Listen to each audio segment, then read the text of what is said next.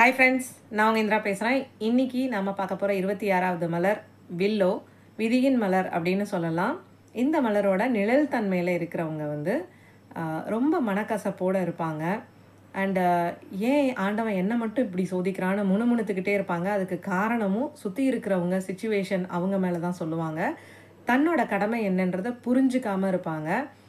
Emotional blackmail அவங்க குடும்பத்துலேயோ அவங்க க்ளோஸாக இருக்கிறவங்கள ரொம்பவே அதிகமாக பண்ணுவாங்க. கண்ட்ரோல் பண்ண ட்ரை பண்ணுவாங்க. முடியாத பட்சத்தில் அந்த சிச்சுவேஷனே தலைகீழாக மாற்ற ட்ரை பண்ணுவாங்க.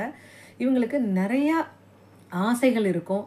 முக்கியமாக பணம் சம்மந்தமாக ஒரு நல்ல பெரிய ஆளாகணும் அப்படின்ற மாதிரி இருக்கும்.